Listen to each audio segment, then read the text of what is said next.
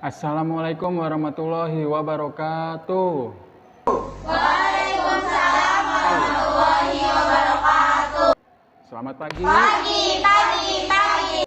Oke. Ya, itu kalau misalnya ada tatap muka. Yang sebenarnya terjadi adalah kosong, nggak ada muridnya. Jadi sekarang PJJ kembali lagi. Bagus, keren PJJ. Saya termasuk guru yang bisa dibilang kontra dengan PJJ. Karena gimana ya? Saya akan mendengar alasan-alasan klise lagi, seperti nggak ada kuota pak, nggak ada paket, HP-nya dipakai mama. HP-nya dipakai mama. Terus juga, ya sebenarnya saya nggak masalah sama hal-hal seperti itu. Saya mengerti kok. Buat yang bener, buat yang benar-benar nggak ada kuota, buat yang benar-benar HP-nya dipakai orang tuanya. Cuman ya kan, ada aja oknum nih, pura-pura bilangnya nggak ada kuota, tapi mah bikin TikTok ya kan, scroll feed Instagram, nyari-nyari FYP TikTok.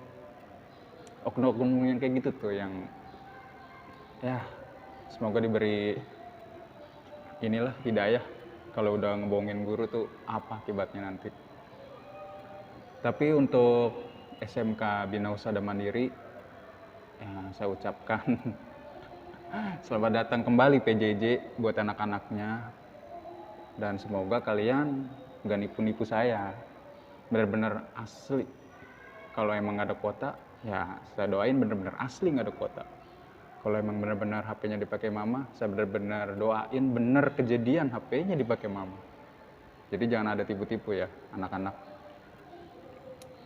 Sebenarnya kalau PJJ itu menurut saya ada hal yang hilang dari diri saya. Waduh, bahasanya berat. Saya merasa seperti kehilangan sesuatu. Apa itu? Kalau lagi ngajar nih, yang saya nantikan adalah ekspresi murid-murid saya yang kebingungan kalau dengar bahasa saya yang sok pinter. Ekspresi ketakutan kalau lagi ditanya bingung mau jawab apa.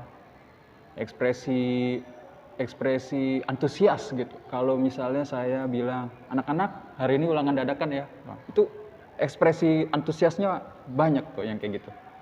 Mereka sangat senang sepertinya dikasih ulangan dadakan. Itu terakhir di kelas 11 perawat. Kelas 11 perawat 2 ya, saya kasih ulangan dadakan tuh ekspresinya sangat antusias. Antusias cenderung tidak terima ulangan dadakan. Dan bener ya, waktu itu saya bilang jadikan ini sebagai kenangan sebelum PJJ melanda. Bener PJJ, seenggaknya mereka udah punya kenangan tuh, kenangan ulangan dadakan. Kapan lagi kan ulangan dadakan sebelum PJJ melanda. Terus juga buat anak-anak BHM ya, saat video ini ditayangkan berarti ini hari Jumat. Buat anak-anak BHM nih, nanti yang nggak ada kuota atau HP-nya dipinjam mama, boleh tanya temennya yang nonton video ini. Tapi kalau sekelas semuanya nggak ada kuota dan HP-nya dipakai mama, ya sudahlah. Nanti saya japri lewat WA, di WA grup. Saya bilang tugasnya apa aja. Intinya saat ini saya akan memberikan tugas dan pembahasan untuk materi minggu lalu. Jadi ada beberapa kelas yang minggu lalu itu lagi diskusi atau tanya jawab seputar materi. Terus ada ulangan dadakan juga di 11 perawat 2. Intinya nanti saya akan bagikan tugas per kelas gitu ya. Ya, sekarang di kelas 11 perawat 2 ya. 11 perawat 2 minggu lalu kan saya memberikan ulangan dadakan ya kan. Itu ulangan yang membuat kalian sangat antusias tuh ya, sampai ada yang kerja kelompok ya kan, sampai ada yang berdiri-berdiri. Ulangan yang paling Yang paling bagus tuh ya di kelas kalian aja tuh yang kayak gitu tuh, ulangan bisa sambil berdiri diskusi gitu, sampai ada yang berdebat lagi itu kan. Ya sebaiknya di kesempatan selanjutnya jangan kayak gitu lagi ya. Ulangan tuh ya duduk aja udah diem di situ ya. Ya saya maklumilah namanya juga ulangan dadakan ya kan. Mungkin ya kalian banyak pikiran gitu ya.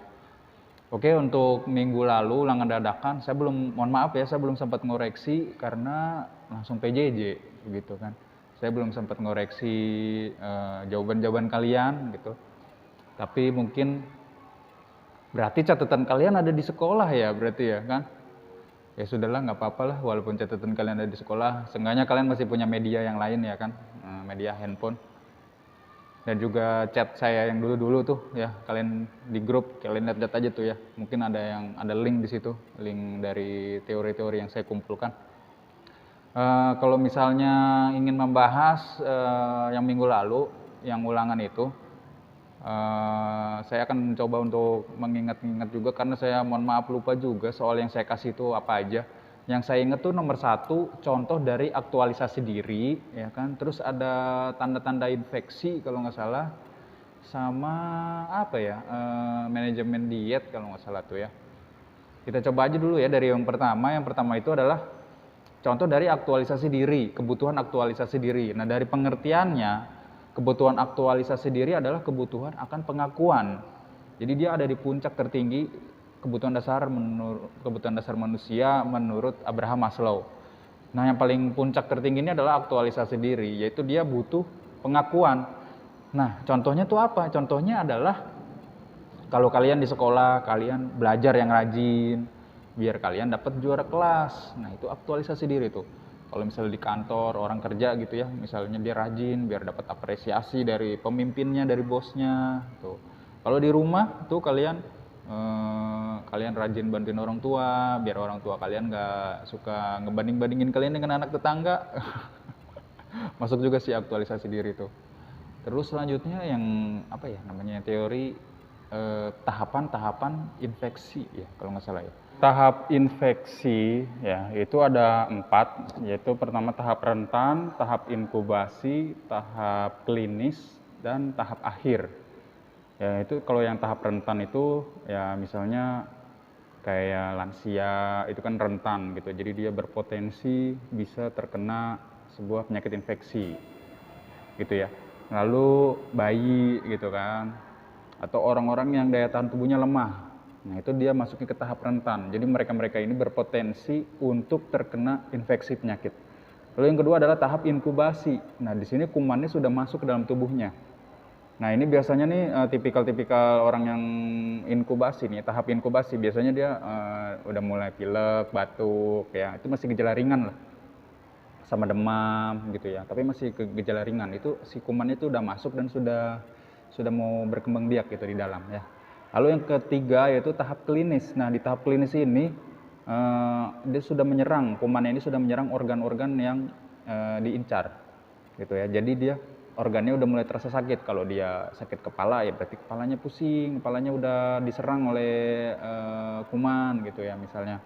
Terus perut, sakit perut ya. Jadi udah benar-benar spesifik, gejalanya itu sudah benar-benar menuju organ tubuh ya. Selanjutnya tahap akhir. Nah di tahap akhir ini sudah berhasil sembuh, kumannya sudah bisa diatasi.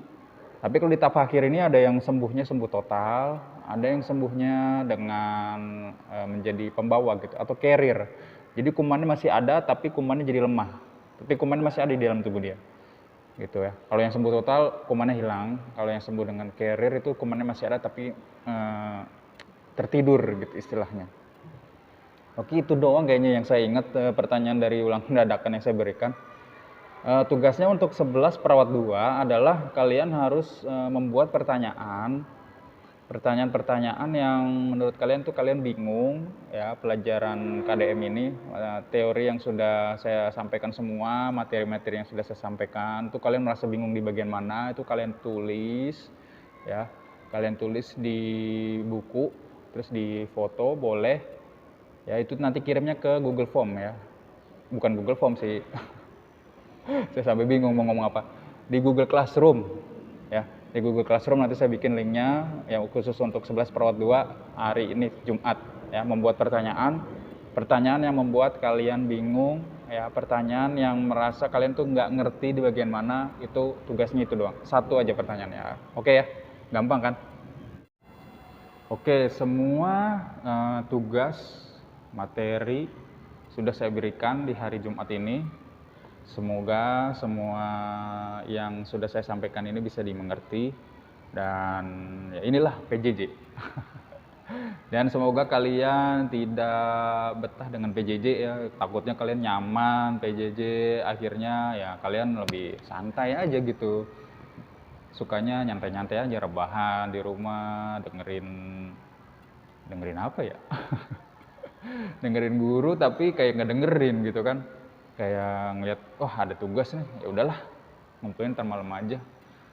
Pakai alasan-alasan klise lagi ya. Semoga kalian tidak seperti itu. Saya tidak mau ya kemampuan kalian tuh jadi menurun ini.